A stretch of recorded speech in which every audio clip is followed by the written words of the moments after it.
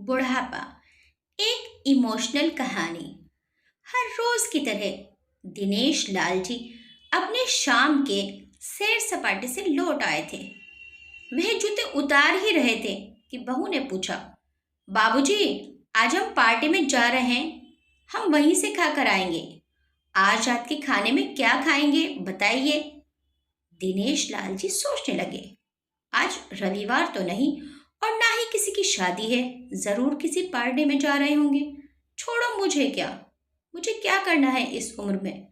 अपने विचारों पर काबू करते हुए दिनेश लाल जी बोले, ऐसा करो बेटा, मेरे लिए दो रोटियां बना दो, दूध के साथ रोटियां ही खाऊंगा। बहू तुरंत बोल उठी, बाबूजी, सुबह ही जो बनाई थी उनमें से दो रोटियां अभी भी बची हुई हैं, अगर आप।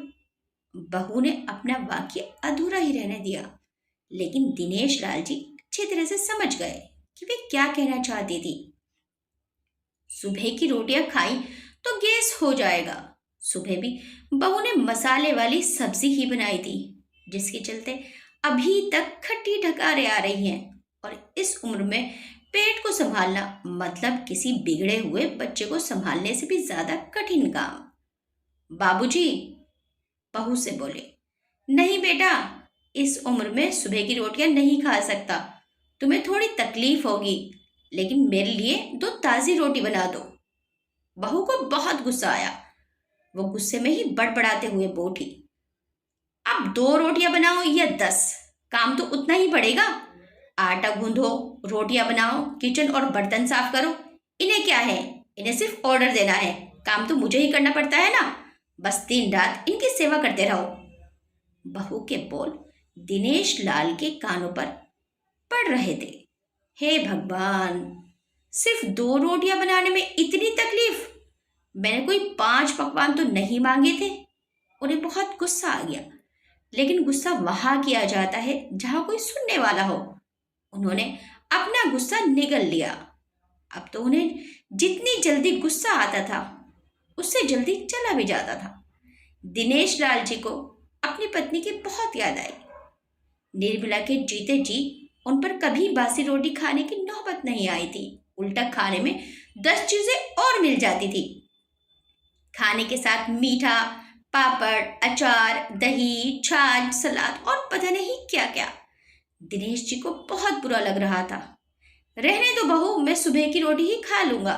फजूल में तुम्हें तकलीफ होगी, और वैसे भी तुम्हारे हाथों की रोटी बहुत मुलायम होती है, मुझे चलेगा। मेरी वजह से तुम लोगों को देर नहीं होनी चाहिए।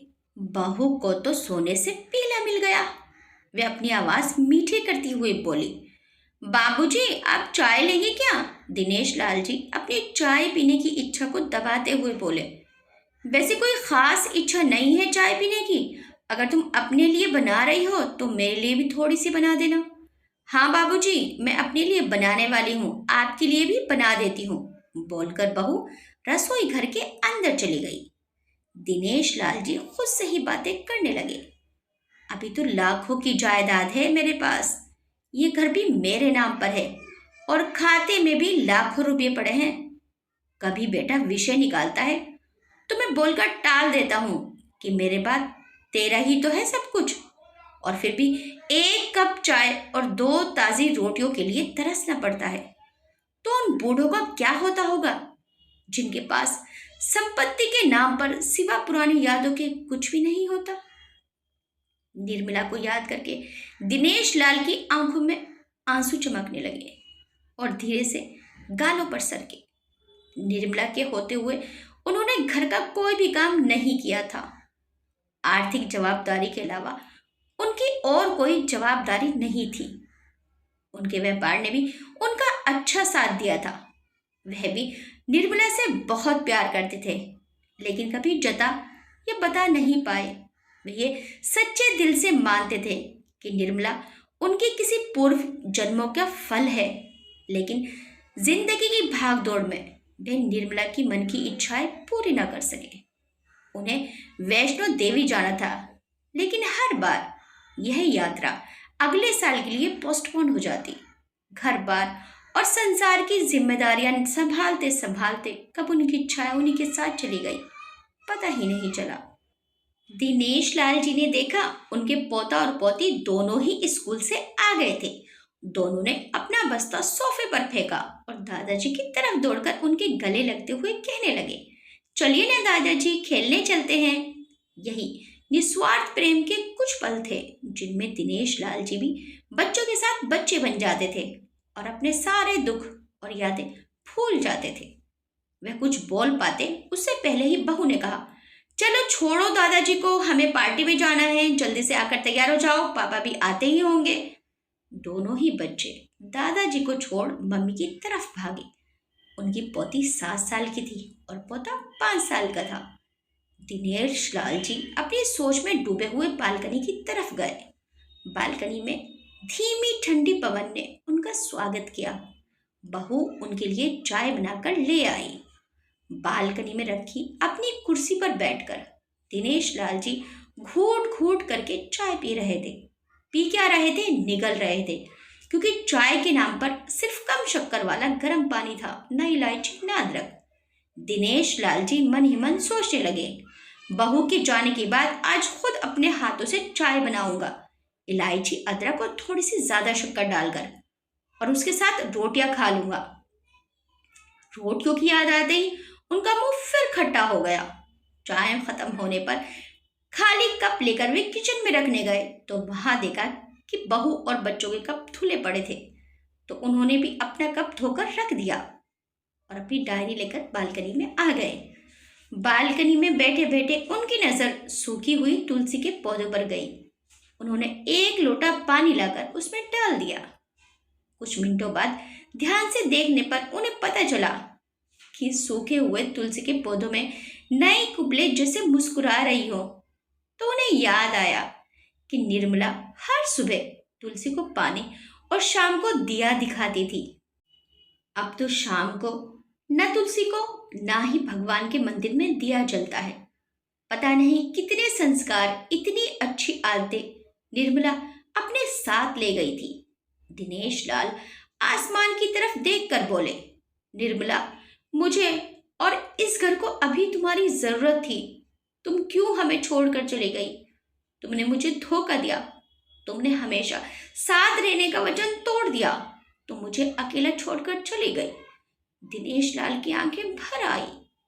पापा, इतनी ठंडी हवाएं बह रही हैं और आप पे हैं कि बालकनी में बैठे हैं। अंदर आ जाइए, नहीं तो बीमार हो जाएंगे। बेटे ने दिनेश लाल जी से कहा। बेटा, बहू और पोता पोती सब तैयार होकर पार्टी के लिए निकल रहे थे।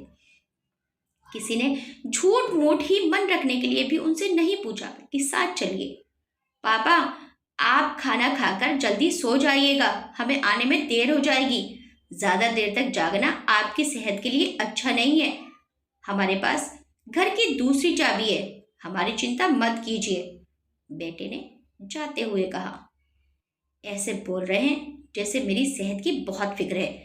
कितने दिनों से बोल रहा हूँ, डॉक्टर के पास ले चलो, बीपी बढ़ा हुआ है, शुगर भी चेक करवाना है।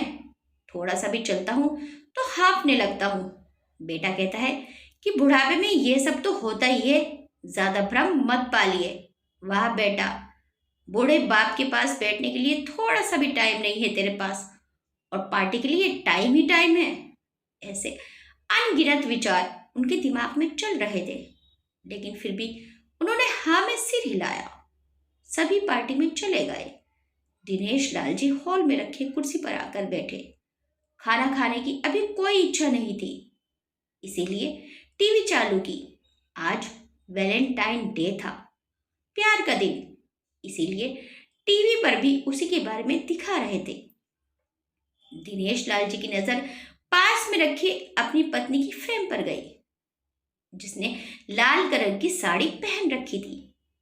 प्यार तो उन्होंने भी खूब किया था, निर्मला जी से पूरी जिंदगी किया था, जी जान से किया था, लेकिन कभी बोल नहीं पाए। टीवी पर दिखा रहे थे, लोगों ने लाल कपड़े पहन रखे थे, हाथों में लाल फूलों के गुच्छे लेकर वे ग्रीटिंग कार्ड्स की खरीदारी कर रहे थे।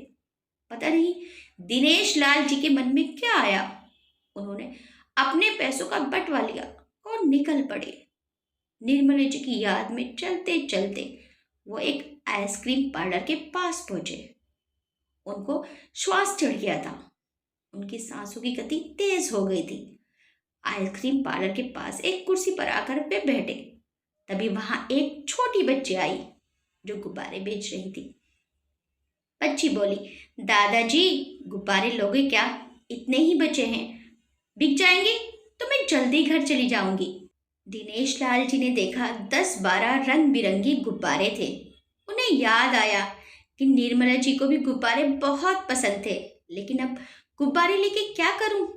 उन्हें बच्ची की आंखों में सच्चाई और आशा दिखी। उन्होंने 200 रुपये दिए और सारे गुब्बारे खरीद लिए। उन्हें फिर से निर्मला जी की याद आई, क्योंकि वह भी घर से निकलते समय हमेशा थोड़े एक्स्ट्रा पैसे लेकर निकलती थी और किसी न किसी जरूरतमंद की मदद किया करती थी। कभी वो टोकते तो वह कहती, हमें भगवान ने लेने वालों के नहीं, देने वालों की लाइन में खड़ा किया है। तो थोड़े से रुपयों के बदले में लाखों की दुआएं मिलती हैं, तो मुझे टोका मत कीजिए। आंखों में आंसुओं के साथ दिनेश लाल जी खड़े हुए रास्ते के बीचों बीच आए। उन्होंने आसमान की तरफ देखा, अपने हाथों में पकड़े गुब्बारे आसमान में छोड़ दिए और चिल्लाकर बोले, निर्मला, मैं तुमसे प्यार करता हूं। उनके सांसों की गति बढ़ गई। उनका शरीर लड़खड़ाया और जमीन पर थड़ से गिर पड़े। आसपास के लोगों को कुछ भी पता चल पाए उससे पहले ही दिनेश लाल जी ने इस मोह माया की दुनिया को अलविदा कह दिया। उन्हें अपनी पत्नी से मिलने की बहुत जल्दी थी। ये कहानी सीधे आपके दिल में उतर गई होगी। आपसे एक ही गुजारिश है कि अगर आपके घर में कोई बुजुर्ग है तो उनको प्यार, बहुत प्यार और सम्मान दें और उनका ख्याल रखें, क्योंकि वे इसी प्यार और सम्मान के हकदार हैं। आपके इस कहानी के बारे में क्या विचार है हमें कमेंट करके जरूर बताइएगा। वीडियो अच्छी लगी तो वीडियो को लाइक, शेयर, सब्सक्राइब करना मत भूलिएगा। मिलते हैं नेक्स्ट टाइम एक अच्छी सी कहानी के साथ। Till then bye bye.